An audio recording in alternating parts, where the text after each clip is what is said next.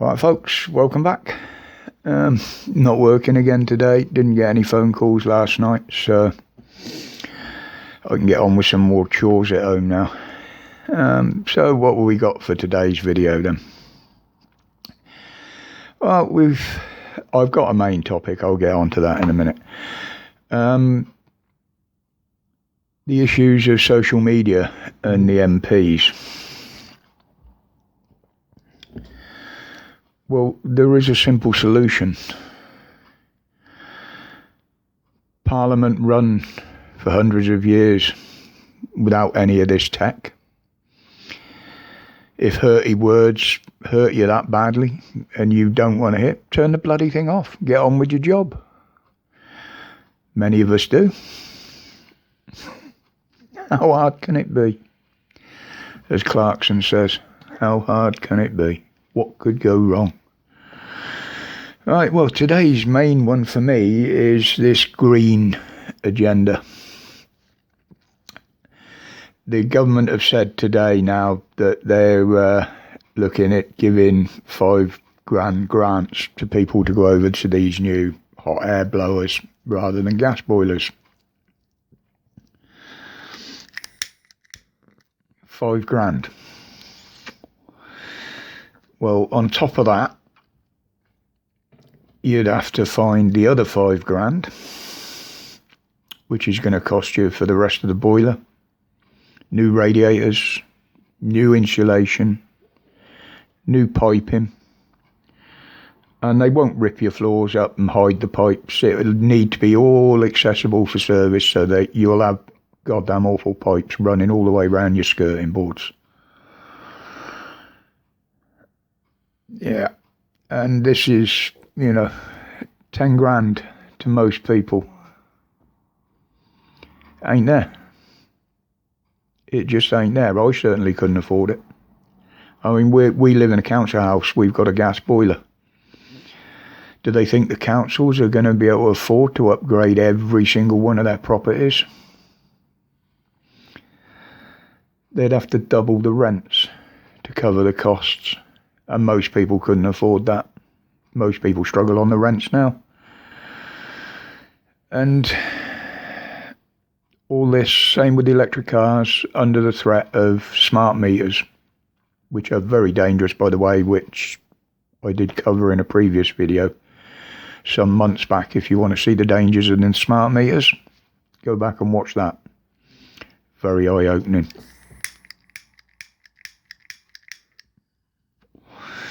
These windproof lighters are useless indoors.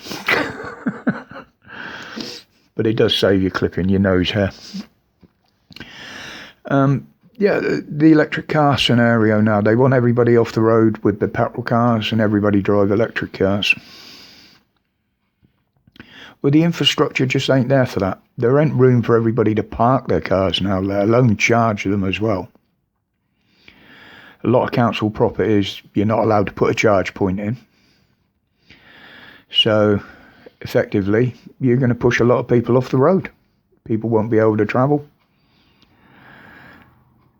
And even if you could put all these charging points in, how many streets would have to be dug up for the extra cables to carry all the extra voltage and the demand for it? It just ain't going to happen. Millions of people will not be able to drive because they won't have access to a charger. And then you look at, this is just a scenario, okay? This is what I see. Everybody gets home at 6 o'clock in the evening from work. Mandatory working hours, it will be by then. For the same pay, or none at all. You'll just get given what you need to survive. Every people gets home at 6 o'clock. Plug their car in to charge. Put the heating on. Cook tea. The TV will be on permanently because it'll be all propaganda channels and it'll be mandatory watching, so you won't be able to turn them off. They'll be on in the background all the time.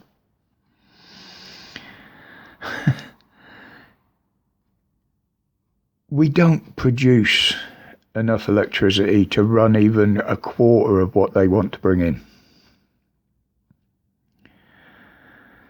Most of our electricity is bought in from abroad. We buy it in. And you put this in perspective, FA Cup final day at half time, when half the country put their kettles on for a cup of tea, the grid already goes into meltdown. How are you going to cope with millions and millions of people getting home, plugging their cars in, turning the heating on? You really, really, really haven't thought this through. Well, they have. That's what the smart meters are for, because if you're using too much power or they want to save some, they'll cut you off at the switch in the control room. Boom, your power's gone. Or if you don't follow their rules, don't watch the propaganda, they'll reduce your supply. Again, all at the press of a button. Still think all this energy green shit's a good idea? Yeah. There's good and bad for it. But I'll leave it there before I go on too much about it. I mean, Boris is on the TV now, going on about it. Oh, and a word of warning. Now, there's more and more petitions being pushed around. Every man and his dog's putting out a petition. Now, think about it before you sign any of these. Yes, a lot of them are for the good. They're trying to get things noticed. But what do you have to do to sign them? Normally you have to give your name, an email address, so they can confirm that you've signed.